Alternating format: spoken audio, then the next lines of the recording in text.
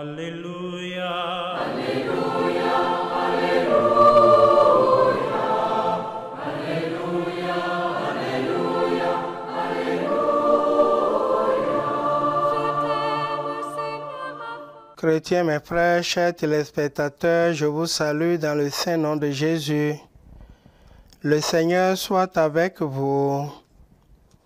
Évangile de Jésus-Christ selon saint Marc, chapitre 7, du verset 31 au verset 37. Jésus quitta la région de Tyr, passant par Sidon, et prit la direction du lac de Galilée et alla en plein territoire de la Décapole. On lui amène un sourd muet, et on le prie de poser la main sur lui. Jésus l'emmena à l'écart, loin de la foule, lui mit les doigts dans les oreilles, et prenant de la salive, lui toucha la langue.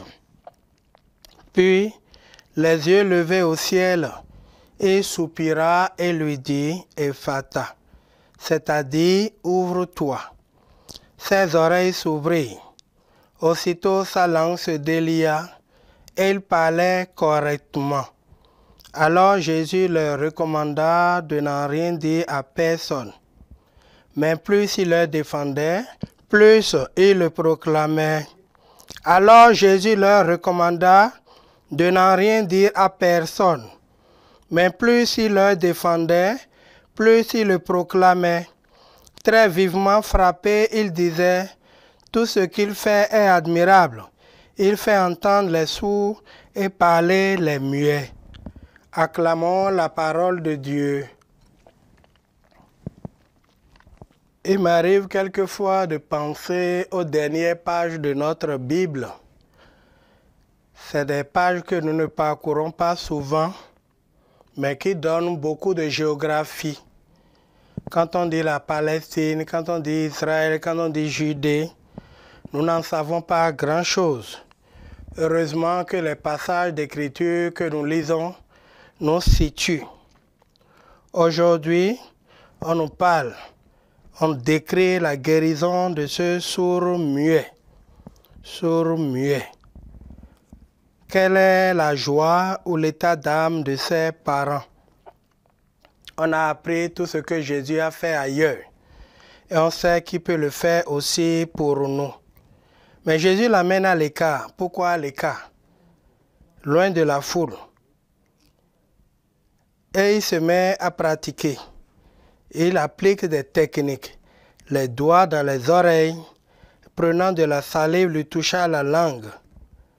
Oui, pour lui redonner vie à ses organes. Voilà quelques descriptions de cette étape, ce qui nous conduit au mot Ephata. Ephata. Je me rappelle des images quand nous étions plus enfants. Les mamans d'alors n'avaient pas beaucoup de mouchoirs. Et quand on sent que l'enfant est enrhumé, c'est avec la bouche que la maman pompe ou bien aspire la morve des narines de son enfant. Aujourd'hui, quand on voit un enfant éternuer, combien de mamans de 30 à 40 ans arrivent à s'approcher de cet enfant? On appelle la domestique ou le grand frère ou la grande sœur parce que c'est sale. Est-ce vraiment mon enfant? Est-ce qu'il n'y a pas une autre manière? Ou n'est-ce pas déjà une manière de créer une désaffection entre cet être fragile et la personne qui l'a mise au monde? En tout cas, Jésus a guéri. Et on nous cite, on dit sourd, muet. Donc, les oreilles et la langue, c'est des organes importants. Les organes importants sur notre corps.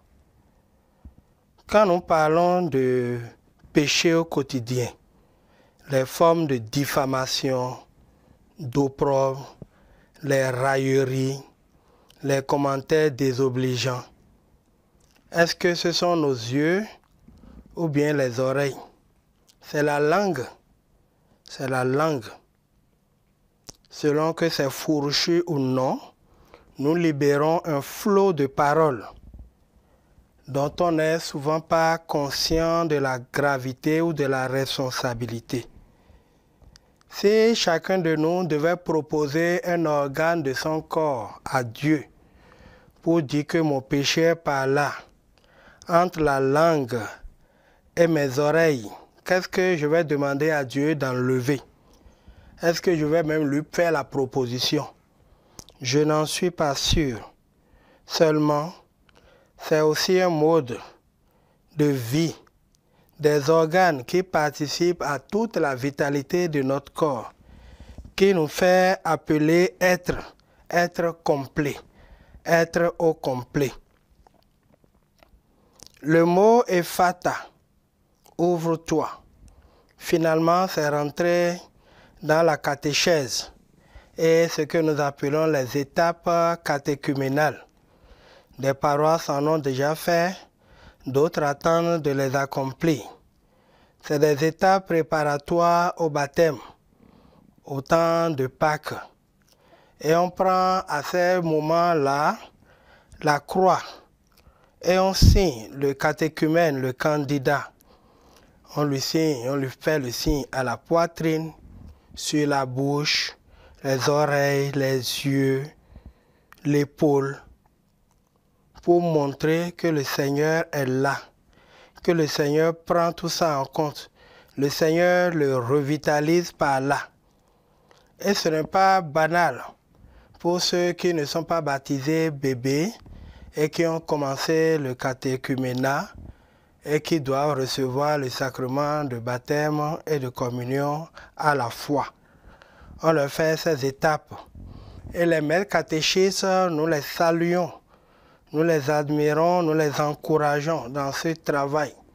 C'est aussi un jour de fierté pour eux, parce qu'ils se comportent en ministres, comme les prêtres aussi ils font.